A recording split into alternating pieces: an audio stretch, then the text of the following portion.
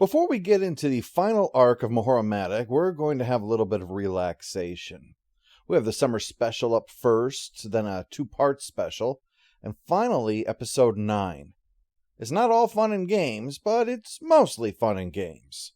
Whose inner strength and courage of convictions are unmatched. But there is one flaw in this sparkling gem. Huh? Oh, and what could that be? Oh, it's a dirty book. Yes, of all the things to have a special about, it's Mahoro's obsessive need to rid the house of porn. After the title, Suguru laments to his buddies that Mahoro found it less than 2 hours after bringing it home and hiding it. There is no possible hope for him to be able to look at porn, except, of course, for the internet. The situation reminds me of something I wrote a long time ago, a musical number about how Al Gore invented the internet because Tipper Gore's obsessive anti-porn crusades drove him to find a place to hide his smut from her. Half of the audience who witnessed me perform it are now either dead or have dementia, and in retrospect it's probably better that way. Well, there is one particular nudie book that they treasure above all others, and the point is made clear that Mahoro must never, ever find it, shouldn't even know of its existence. They speak long and in detail about how vital it is that Mahoro never find this treasure, as they call it. So it's a bit of a problem that she and Minawa are playing hide-and-seek with a little girl, and thus have overheard everything. She covers by being extra super nice that night, but that just tells Suguru that something is up with her. When Minawa trips nearby, she drops an invitation to Mahoro's special meeting to discuss a plan to deal with this menace. Dirty thoughts are bad, she insists, while we watch her and the others bathe together in the nude. The others are all in on the plan. Two for the chance to deny Suguru an outlet for his libido so he might direct it towards them. That's the implication anyway. But Chizuko just thinks it sounds like a fun caper, so regardless of how much she might be an enabler of porn, she's willing to set that aside for a chance to play at being the porn police. Miss Shikijo is against the plan, at first, liking the idea of a magazine getting Suguru all hot and bothered. But if they were to succeed, Mahoro says, she was going to throw a banquet with special booze that she found in the basement. Free food and liquor would convince her to put on a nun's habit, plus the mental image of Suguru overwhelmed by pent-up sexual desires is enough to get even her to join in. But little do the girls know that the guys know they're up to something, and so they plan to find a way to outfox them. Let the games begin. Suguru Misato, I have a warrant to search these premises on the suspicion that a large quantity of dirty books is concealed in this house. I don't know which blows my mind more, the fact she's written up a fake warrant to search for porn, or the fact that she tore the door off its hinges coming in. Outraged that Suguru is not there, she declares that a warrant is out for the arrest of all three of them. Kawahara is the first to be surrounded and gives up his backpack. As for Hamaguchi, the girls show no shame as they have Minawa prey on his feelings for her by having her trip and possibly hurt herself in order to flush him out. As for Miss Shikijo, she's hot on the trail of that booze. Why she can only drink this stuff in her underwear is beyond me, but then again, this whole thing feels kind of like a fever dream. Mahoro has advanced to some kind of Home Alone shtick to stop Miss Shikijo from getting drunk, I guess. That's time well spent. We're halfway through the episode, and now it's just down to Mahoro and Suguru. She flushes him out, unintentionally, and is impressed by how fast he runs, to the point that she pulls out a red amulet thing to attempt to summon Slash, only to learn that Suguru has swapped it with a fake, so that he could do so. And I can't believe that I have to say to remember this element of the episode about the pursuit of naughty books, because it's going to be vital to remember for the final story arc. Anyway, Suguru gets on Slash's back and rides off, but Mahoro is determined to catch him no matter what. Just when you think things can't get any weirder, someone's yodeling. Slash eventually gives out. He can go no further, and finally explains Mahoro's obsession is down to her commanding officer at Vesper, Seguru's father, remember, who hid his dirty books at work because otherwise his wife would find them. Suguru remembers discussing such matters with his father, actually. Now listen up, Suguru. I have something to say to you. Men are dirty creatures. Us guys, we're dirty! That's right. We are, and we can't help it. Ah, the heartwarming we're pervs moment that all fathers and sons share. Dad said that Suguru needs to be older before he can look at the dirty books, but that just pisses the kid off, and he runs to narc on him to Mom. That's why Dad brought the books to work at Vesper, why Mahoro then found them, and how it was the reason that she became obsessed. He didn't want her to be looking at them, so when she asked if dirty thoughts are bad, he made clear, oh yes, they're very bad. This planted the seed for her commitment to oppose dirty thoughts at every opportunity, and she even promptly destroys this collection. Hence, Suguru is in fact indirectly responsible for the very misfortune he is now suffering. Ah, irony worthy of Rod Serling. While there, Mahoro picks up some fresh crabs and makes them for the celebration of the confiscation of the porn, unaware that the boys were just putting on a show for their benefit. The real treasures have been hidden behind a false wall. But then the unexpected happens. Mahoro shows up with the books that she had confiscated and offers to let him hide them again, seeing as how passionate he was about holding on to them. But when Minowa trips and reveals his hiding place, she's outraged. It makes very clear dirty thoughts are really bad. In this show, with so much nudity, I have to carefully edit it. Yeah, the show's got a real Castle Anthrax vibe to it, doesn't it? Oh, and after the end titles, we find out that everything that Mahoro has taken, including the stuff that she found behind the wall, amounts to a mere 15% of his porn collection. Jeez, where does the guy find the time? As I said, our next story is a two-parter that shows Mahoro singing and naked before the title song even starts. And after, Minowa is unable to wake Suguru, forcing Mahoro to do it. Well, this is relevant because Minowa's clumsiness is so epic that standing in one place is demanding too much, and she falls, knocking Mahoro, who pulls out the blinds and her flailing, revealing the hoard of porn that Suguru has stashed behind there. No, this special is not about porn too, because even Mahoromatic would have trouble making this into a story arc.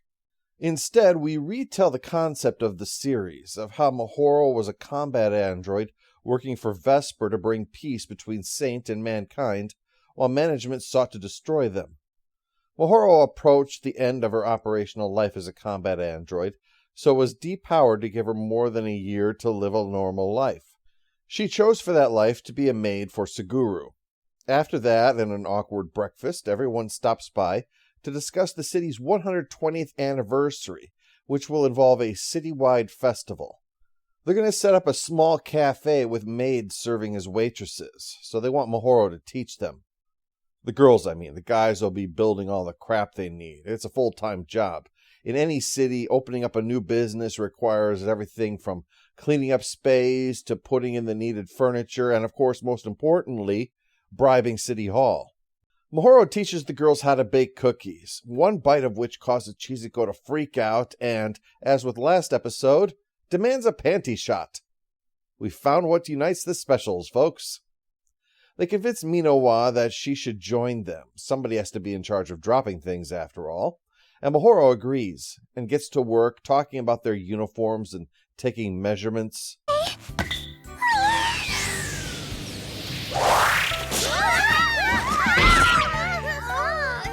As a wise man said, we don't make mistakes, we only have happy accidents. After the day's work is done, Suguru comments on how much Mahoro seems to be enjoying herself, but she insists she's just trying to do a good job, convey the proper maid mental attitude. But the next day we quickly learn that the girls won't apply that to their uniforms. They have serious opinions on these. Miyuki wants to have a short skirt, Rin wants to have lots of frills, and Chiziko wants cat ears. And despite Mahoro's protestations, they put their foot down on that. They're going to get what they want. So, once they're happy with the results, Mahoro makes cheesecake, and, in the spirit of cheesecake, another food rush panty shot. But this doesn't just reveal what Chiziko's underwear looks like today. It also reveals that Miss Shikijo's here because they need to have an adult supervisor in order to run their shop. It also means that she's present when Minawa accidentally dumps the ingredients for cheesecake.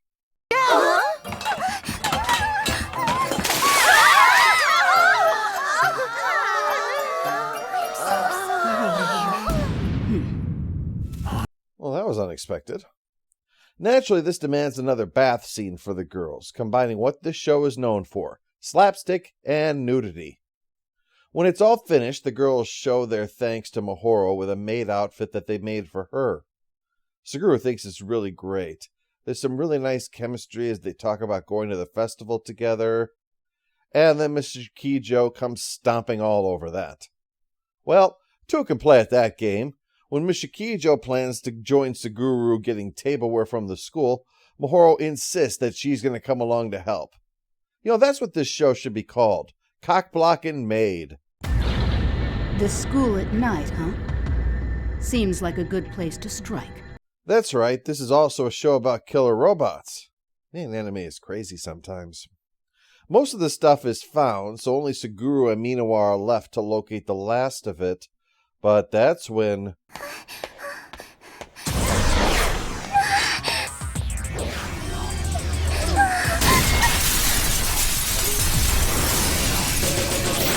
Where's your hall pass? This is the moment when Minawa, who has trouble standing in one place without fucking it up, suddenly becomes Trinity in the Matrix. What does her in is losing the hair bow for her outfit, and her hesitation allows the robots to surround her. But Mahoro can sense that something is wrong and runs back to the school to engage in battle to save Minawa from being brought back to management.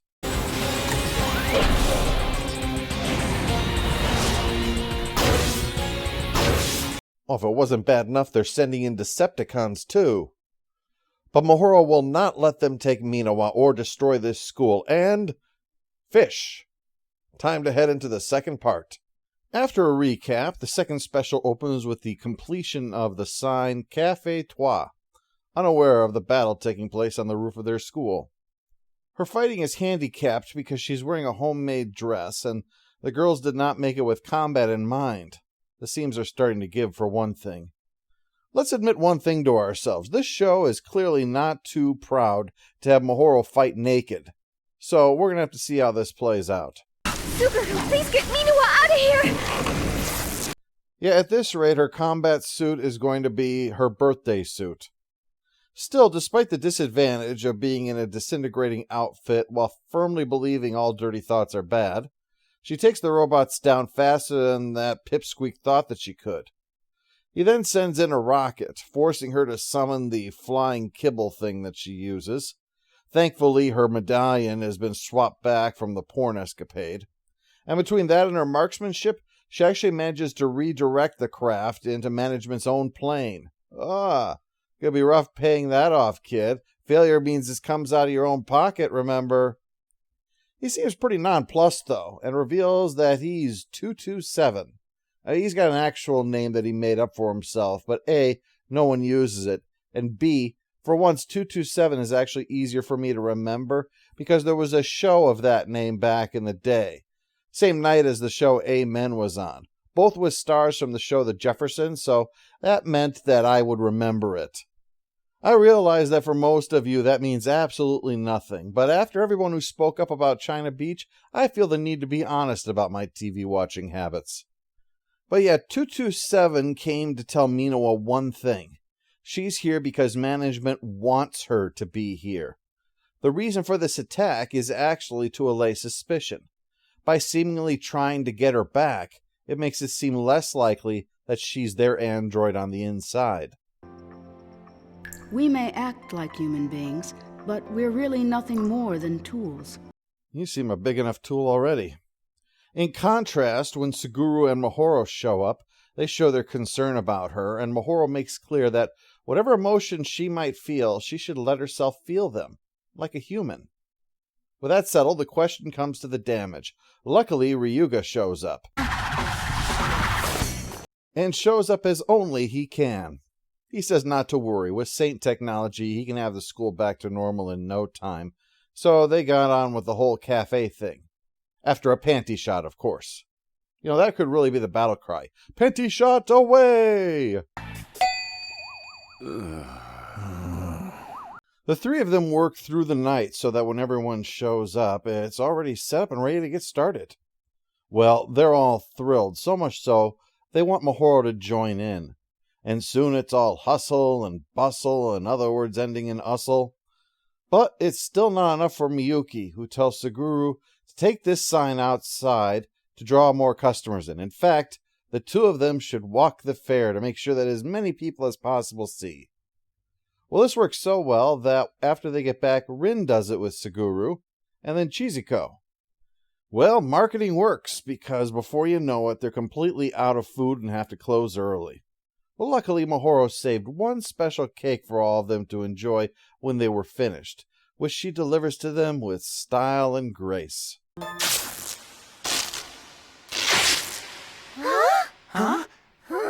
is it? Cake with a side of cheesecake. After they get her an outfit from the flea market, the girls insist on Suguru and Mahoro checking out the fair this time. And when Hamaguchi tries to take Minawa, the girls cockblock him and take her instead.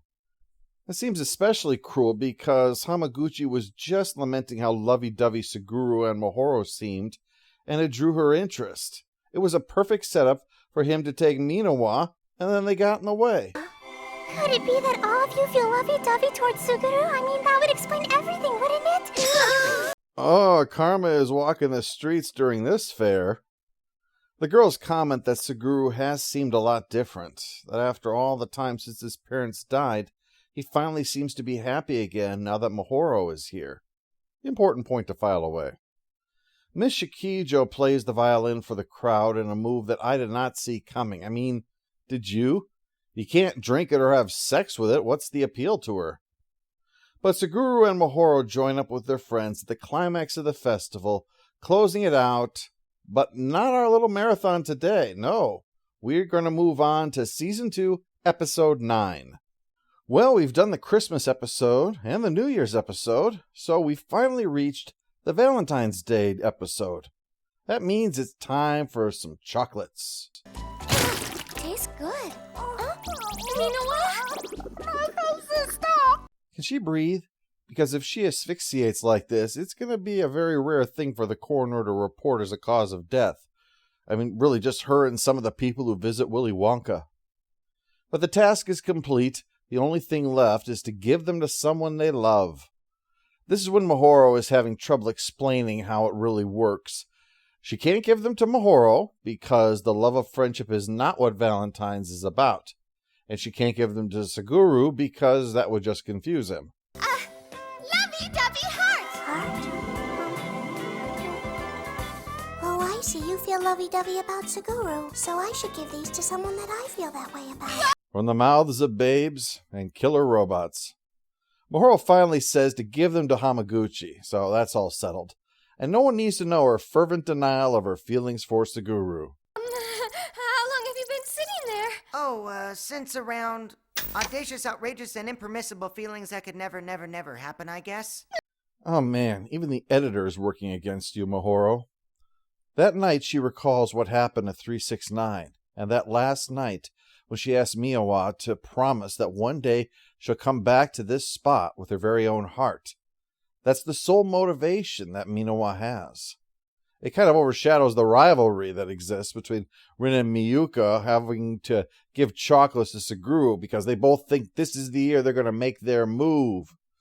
Hamaguchi is desperately hoping that Minawa finally will, torn between certainty that she won't and his fervent wish that she will, and flopping back and forth in such a way that I know fate's going to make him a traitor on the floor of the Tokyo Stock Exchange. Seeing him in the sorry state that he's in compels the others to this time intervene in a way that will help, planning to get them together so she give them the chocolates and they can be awkward at each other. That's the most this relationship can really hope for. Meanwhile, Ryuga...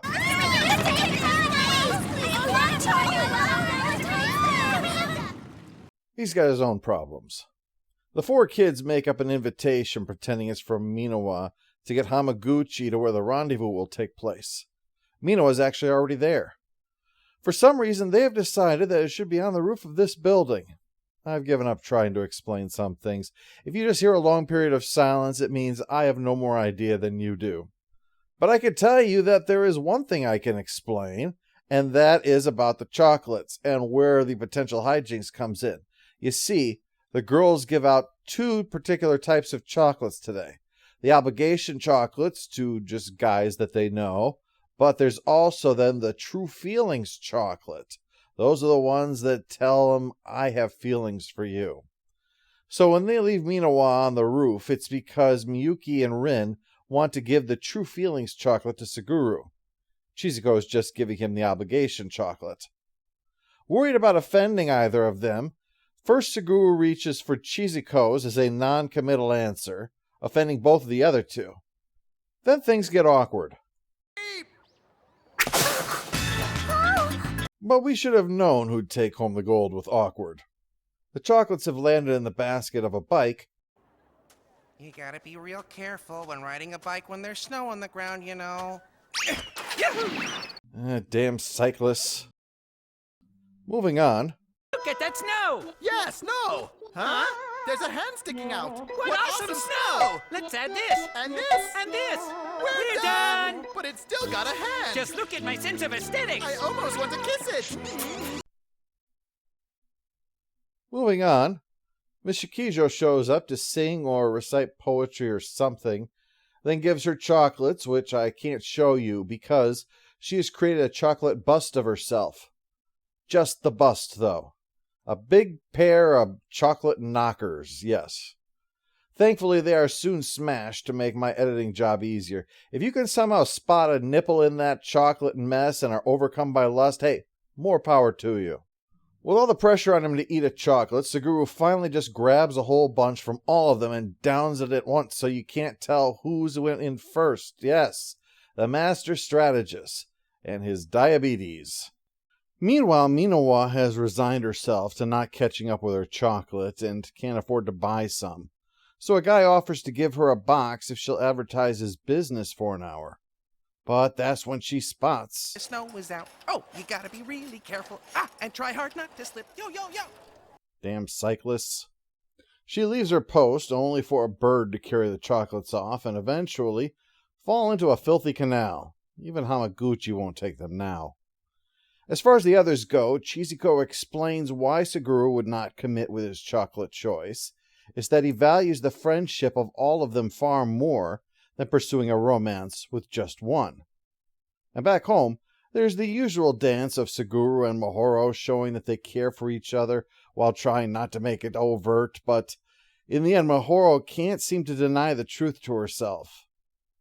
Meanwhile, Minawa returns to the roof with a tiny chocolate that she bought with her pocket change, and together they watch the sun low in the sky the way that she had with 369 on the day that she had promised to have a heart. And the smile later, as he rushes off to get something, says that she may not realize it, but she does have one. Why, it'd be hard not to say, You sure seem to be enjoying yourself. Hi, 370.